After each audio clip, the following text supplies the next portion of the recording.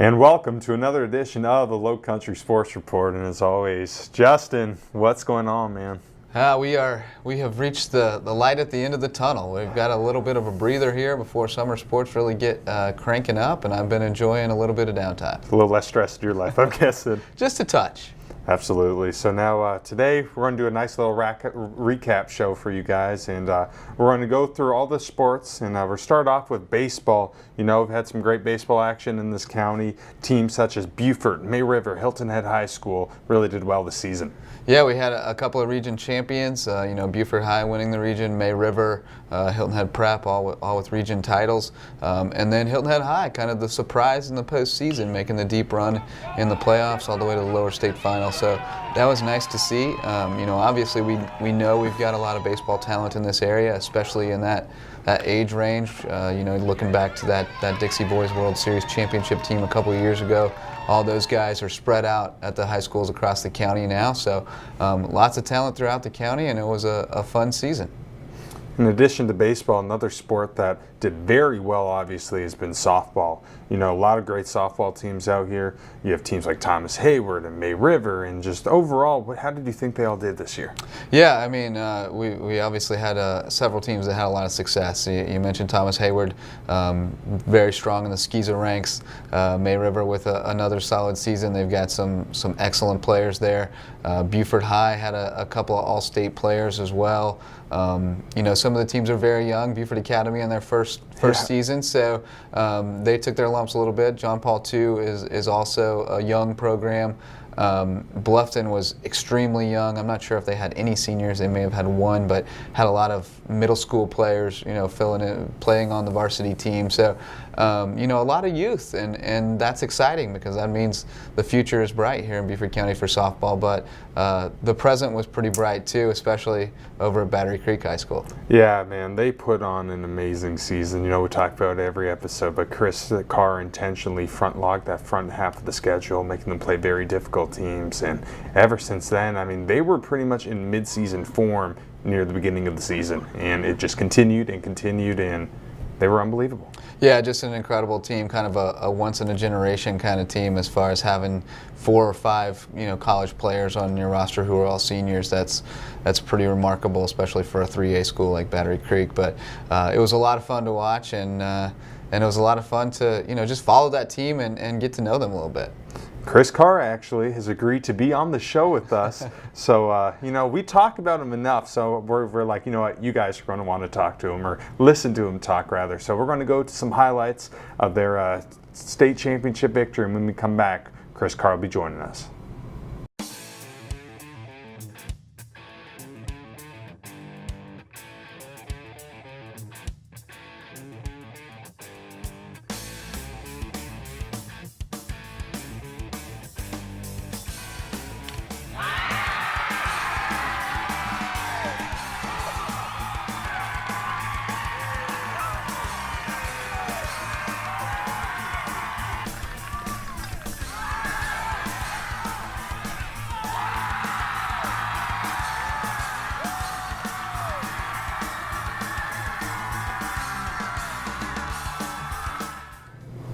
And welcome back to the Lowcountry Sports Report. Now we're joined with a very, very special co-host, a state championship winning softball coach, Carr. What's going on, man? Thank you so much for coming. Not much. Thank you guys for having me. It's an honor and pleasure to be here. Absolutely. So now you've had some time to really relax and really reflect on the past season. How would you sum up your season and the state championship victory? It's been incredible. I still struggle to put it into words. I don't know that we've come off the emotional high of winning, and just everything it meant to the kids in the community. What a great run it was. From where we started and some of the ups and downs that we had. Through the kids hanging in there. Buying into everything we talked about. And coming out on top, and as very few teams get to really say they won their last game, and it's pretty cool that we were able to do that. During the beginning of the season, you all purposely made that schedule very difficult. You played some really good teams. How big of a factor do you think that played into your success? And, I knew the kids were down at first because the decisions weren't going their way always. And what did you do to relax them and to tell them that, everything's going to be okay, we'll get through this? Yeah, I think it was meant everything to our success, to be honest. We knew that we had a really good team coming back, and we knew that we've got some good teams in our area, but if we were going to get to that next level, we needed to go out and challenge ourselves. So we scheduled as many great schools as we could, as many championship teams, 5A schools, and they beat us up a little bit. We had some new players that stepped in and had to kind of be ready for playoff type experience right away, and we saw some ups and downs. And from where we were last year to being 1-7 to start the year was tough, but I think we grew because of that. I think that the kids understood that we're going to be okay, that that we've faced the toughest competition we're going to face. It made us battle tested, and I think it helped us to understand that we were going to make mistakes in games, and we could come back from that. And I think as our playoff run went on, and it was the season, but more in the playoffs, we didn't see those mental mistakes and mental errors, and when it did happen, it didn't snowball on us. And I think that was all because of the quality of opponents and the quality of situations we put ourselves in early on. Certainly it helps when you have veteran leadership, and you had a pretty special group with that many seniors, 4, and I think there was maybe going to be a 5th to go on to play college ball. How important was that senior leadership and just veteran mentality to this team's success? Yeah, we couldn't have been there without them, that's for sure. They're based on their work ethic in practice, their ability to step up in key situations in games, and their love for playing with each other and the trust that they had made those more difficult moments, it allowed us to get through those. And then, as we got into the big moments and the big games and the tough situations, in the playoffs, those were the kids that stepped up for us, and they just set a great tone for our entire program. So, we were fortunate to have them, and they're going to be sorely missed next year, that's for sure. Yeah, you're going to have a lot of holes to fill. Yeah, we will. The community support was just incredible. The atmosphere for that championship clinching game was unreal. What did it mean to you guys to have the community turn out and really get behind you like that? You had fans of Buford High School, Thomas Hayward, May River, Bluffton, everybody was cheering for Battery Creek at the end. Yeah, I couldn't believe it. You turn around and you look, and we got 2 sets of full stands, and there's like 3 or 4 people deep down the lines, and they're in the outfield, and our guys' football team was out in right field. It was like a college football atmosphere with the band. But I think it really just gave us a lot of confidence, and we had kind of talked about embracing the moment and knowing that, what a cool thing this is, that you're playing in front of all these people, and something we had actually talked about at the very first day of practice. You're going to be in these situations, and not be nervous about it, and love it, and know that these people are all here for you. I thought it was really tremendous, and I think the best part about it is the other local schools, like you had said, coming out and supporting. I think that just shows a lot about what Beaufort County is all about. So it was incredible to be there. It was incredible to see this support, and just the enthusiasm for Creek softball was great. That atmosphere was absolutely incredible. I've never seen anything like that. So last question for you, Chris. With a big victory like this, what does this do for softball in this area? Well, I hope it really hopefully highlights the great programs and the great kids that we have. I think sometimes Beaufort County gets a little bit of a knock of, we're not as good at softball as some of the other parts of the state, and I hope this kind of puts us on the map. You got quality programs like May River, Coach Gleason and his kids, they're fantastic, and I hope that, not only for our other schools, but also for our program. It just kind of helps us to realize that, if you work at things, you can put a championship product on the field, and that, softball in the Lowcountry is here to stay, and we're looking forward to bringing some more championships back. Hopefully it's us, but if it can't be us, one of the other local schools would be great. We're both looking really forward to see what you guys do next year and in the future. But man, thank you so much for coming on. We really appreciate it. We're going to take a quick little break, but when we come back, we're going to be breaking down some Beaufort County Park and Rec.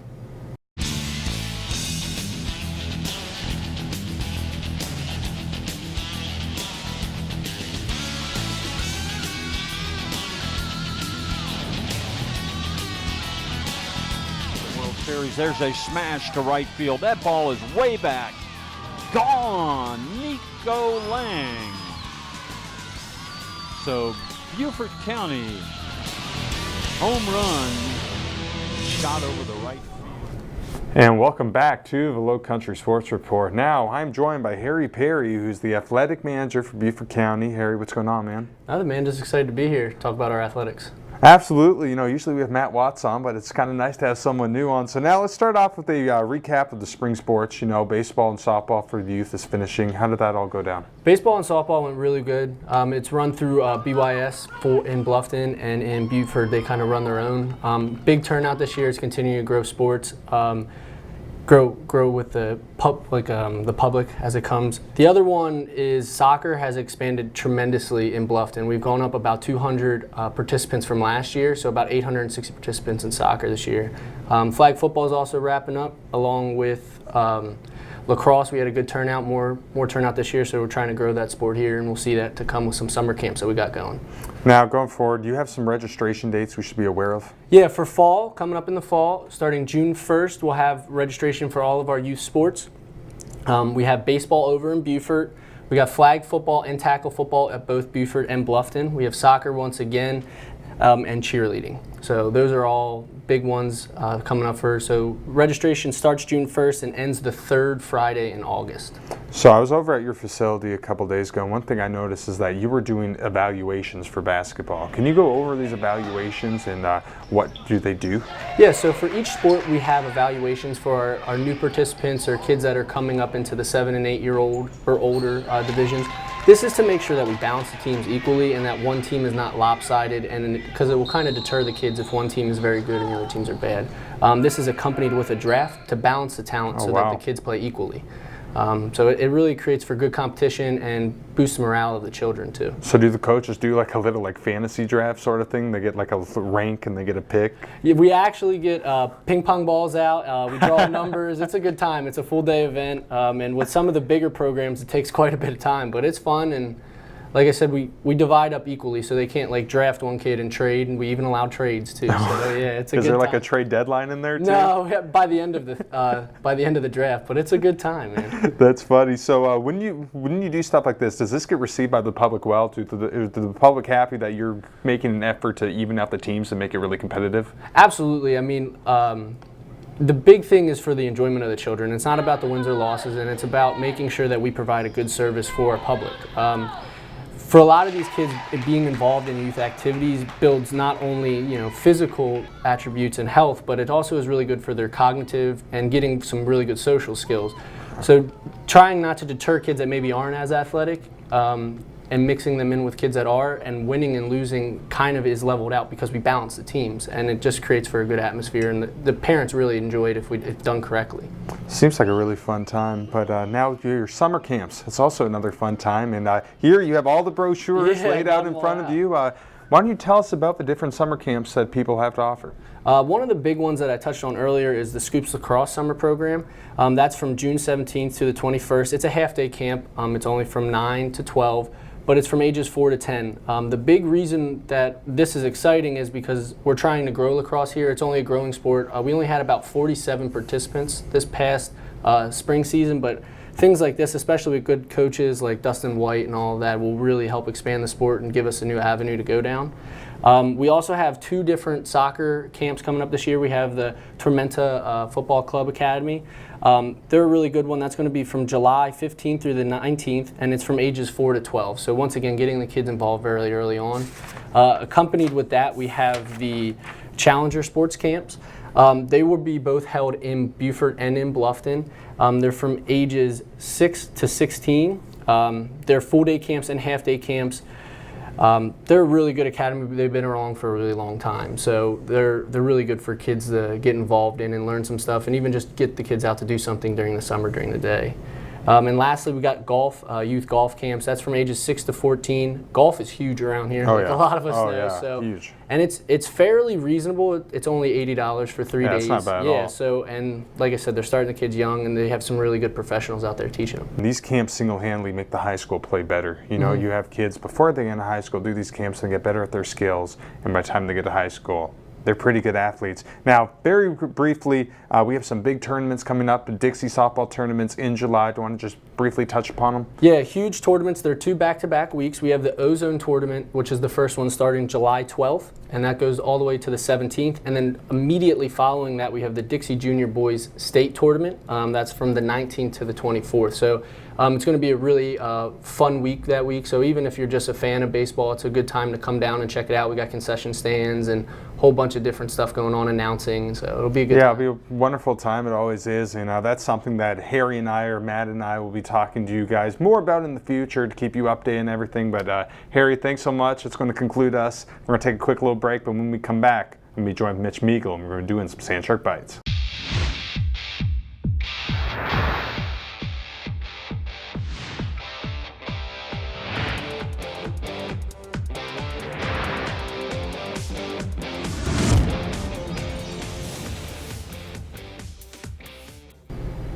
And welcome back to the Lowcountry Sports Report. Now it's time to break down some Sand Shark action, and I'm here with USCB SID Mitch Meagle. What's going on, man? Not a whole lot. Glad to be back. So now you're probably relaxing now. Your busy season's settled down, but we have still some stuff to cover up and recap, and start off with golf. The men were out in Phoenix, Arizona, and they were in the NAIA golf tournament. How did that go for them? Yeah, they went pretty well. They had 3 solid rounds of golf out there in Arizona. They were right there at number 2 going into that final day. Had kind of a rough outing, finished in the top 5, but 3 top 12 individual finishes. Jack Faraci got first team All-American, so that's really good status to be up there with them. Yep. So they did pretty well. I mean, they would like to be up there in that number 2 spot after that final day, but it was a good outing. So during that tournament, Bobby Dumpy, he made a pretty good shot. He had a hole-in-one, I understand? A hole-in-one, and that hole-in-one actually put him up there in the top 3, I believe, if I can recall correctly, but it was pretty cool, par 3. You know what's amazing about this whole thing is, this tournament proved that they are one of the best teams in all of the NAIA. I mean, they were in contention there in the final day, and it's great to see. I think this program is going to be very strong going forward, but we've lost some seniors. I know Bobby Dumpy, and is Jack Faraci a senior as well? Yes.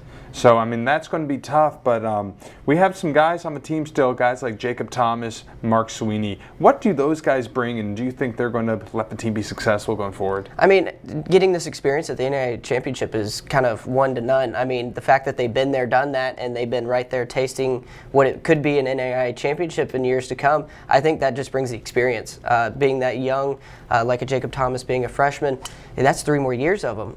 So that's really exciting for a program, and then Mark Sweeney will be a senior next year, so he's been there, done that as well. So I think that's going to bring that level of consistency. Yeah, definitely not bad for Jacob Thomas. First year in, you're already a first-team all-conference player. Pretty good. But now let's go to another team that made it to the opening round, and that is softball. They went to Kentucky, and how did it go for them over there? I know you were there, I believe? Yeah, it was a little rough. Pitching is one of the biggest things when you go to those opening rounds, and they had the pitching, but they met a big wall from St. Xavier and Grandview as well. Hitting was kind of hard to come by. The only offense that was provided were home runs from Shania Dominique and Kayla Boyle. It was rough, but it was a cool experience at least. First year for Bailey Wiggness going to the NAIA opening round. That speaks levels of magnitude of what she can do and what that holds for her. What do you think the experience does for that team? You just mentioned with golf, that experience is going to help those younger guys. Now for softball, is it the same thing? It's the same thing. I mean, they lose a lot of seniors. That's the unfortunate part, but they put a lot of freshmen in there getting in the circle. Sloan Ducey coming back, Maria Malasso coming back. So there's a lot of freshmen that got a really key, pivotal experience that can just fill that void with all those graduating seniors.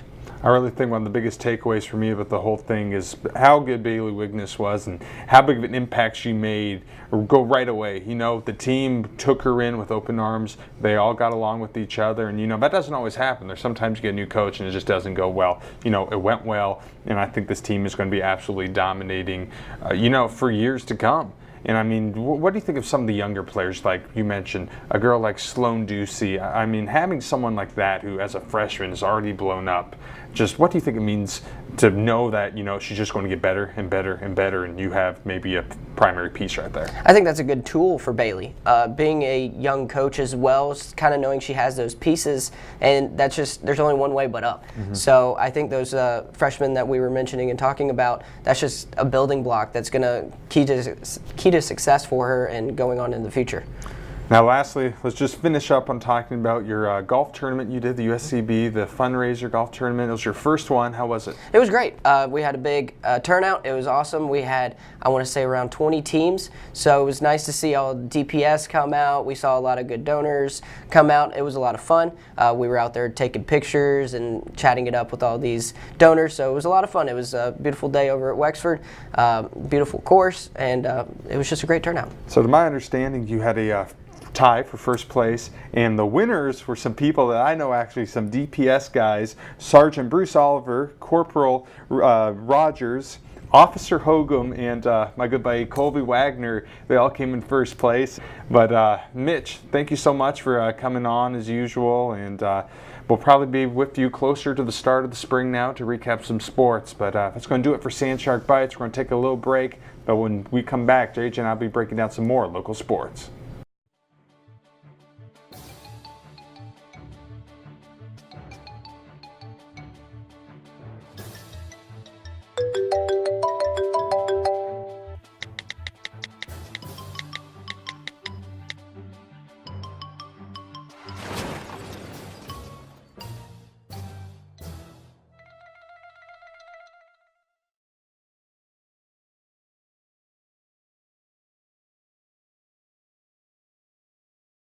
And welcome back to the Lowcountry Sports Report. JJ, the show just flying by, but we still got some more sports to break down and some more stuff to recap. And soccer. Soccer was a sport that was huge this whole season. We had some wonderful performances.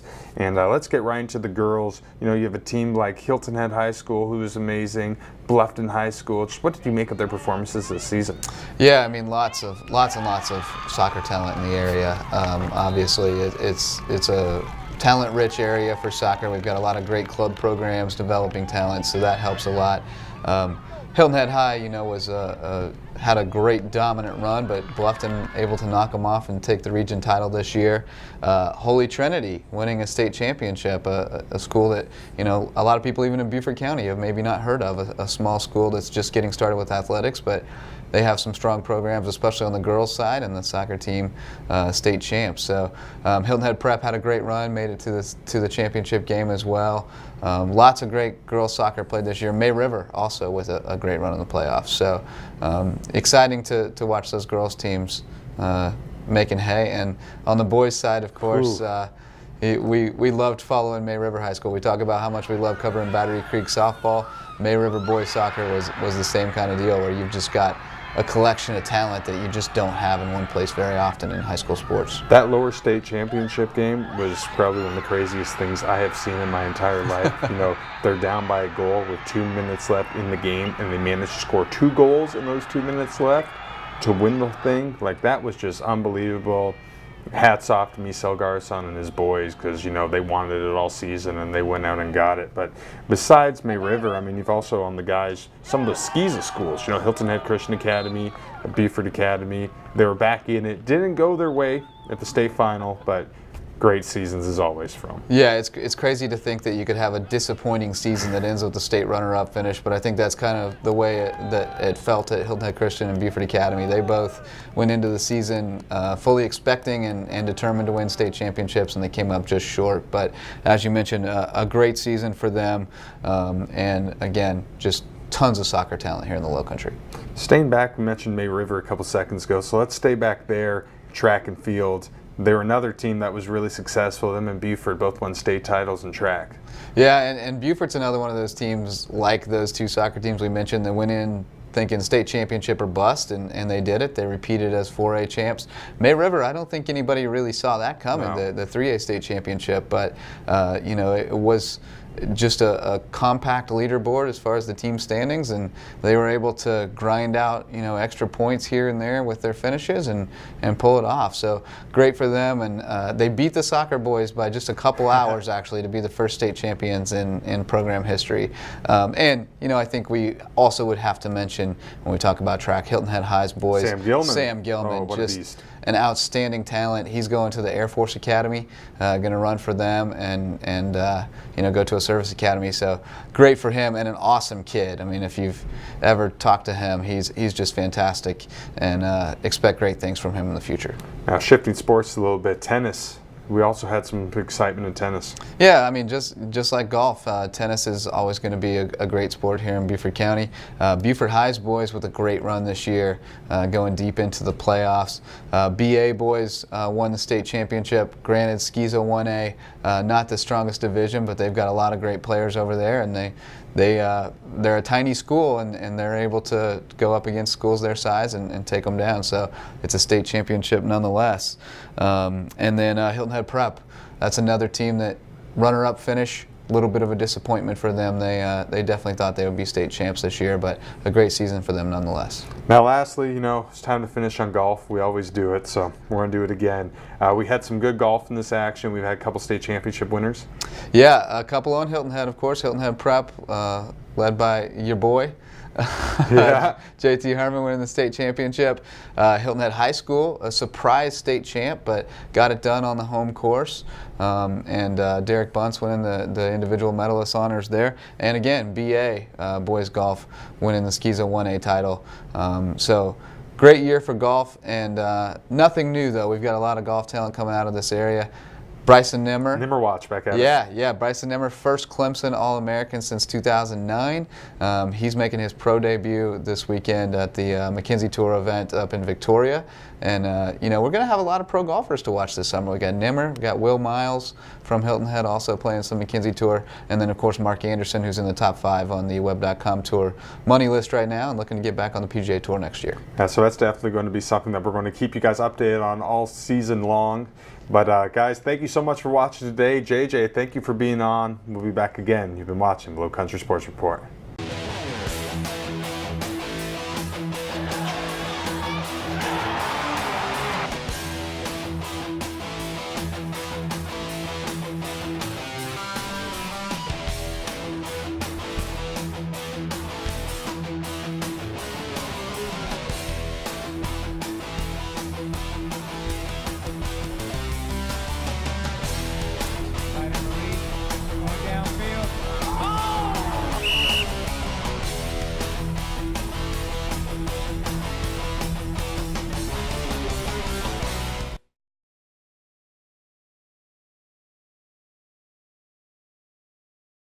Hey, I'm Josh Reddick, World Series champ, and you're watching the County Channel.